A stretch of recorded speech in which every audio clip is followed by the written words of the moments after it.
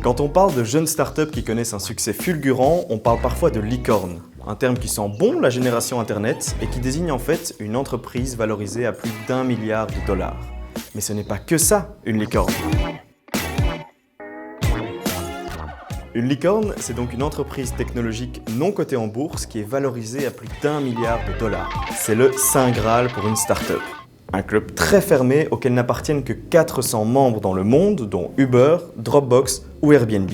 Au départ, au-delà de la valorisation, le terme concernait uniquement les entreprises américaines, spécialisées dans les nouvelles technologies et qui avaient au moins 10 ans d'existence. Aujourd'hui, on ne retient que les critères de valorisation et d'innovation.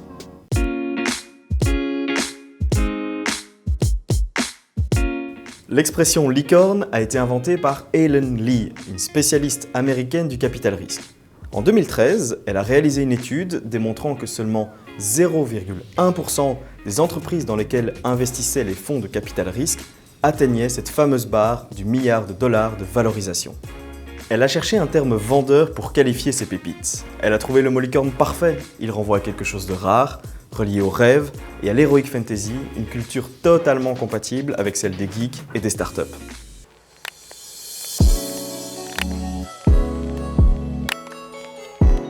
S'il y a plus de 400 licornes dans le monde, il n'y en a que 2 en Belgique et seulement depuis 2019. La première, c'est Collibra, une scale-up bruxelloise spécialisée dans l'analyse et la gestion de données.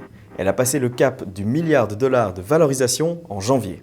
La deuxième, c'est TeamBlue, une entreprise issue de la fusion entre TransIP et Campbell et qui est spécialisée dans l'hébergement web. Si la Belgique compte si peu de licornes, ce serait avant tout une question de mentalité. C'est en tout cas l'avis d'une majorité d'observateurs du secteur. Les entrepreneurs belges n'auraient pas cette volonté de créer des géants technologiques mondiaux et surtout ne seraient pas correctement accompagnés. Il faut reconnaître que pour devenir une licorne et donc une entreprise d'envergure mondiale, il faut avoir une envie de conquérir le monde que peu de gens possèdent. C'est un challenge qui demande d'être visionnaire et d'accepter de renoncer à énormément de choses comme sa vie sociale et familiale.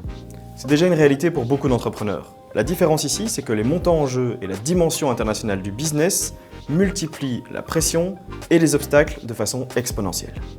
Une autre raison, c'est le profil type du dirigeant de start-up en Belgique. Généralement, il va pousser sa start-up jusqu'au seuil de rentabilité et s'en tenir à ça. Notre culture de la petite entreprise familiale y est certainement pour quelque chose. Dans d'autres situations, le fondateur peut être tenté de revendre sa start-up à une plus grosse entreprise pour se lancer dans un nouveau projet. Mais dans les 2 cas, pas de licorne à l'horizon. Ceci dit, la situation pourrait s'inverser dans les prochaines années. De plus en plus d'initiatives se mettent en place pour susciter des vocations et aider les jeunes entreprises à mieux gérer leur expansion. Retenons par exemple l'initiative de la Pulse Foundation qui veut créer 2 licornes belges dans les 10 prochaines années via des cours dans les écoles secondaires, des accompagnements de start-up et ensuite des accompagnements pour les scale-ups.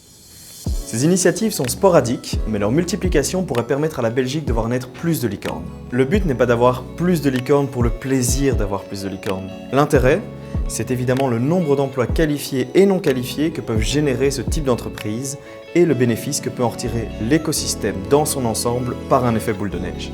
Vous voulez savoir qui sera la prochaine licorne belge? Rendez-vous sur leco.be/disrupt, la rubrique tech de l'Eco.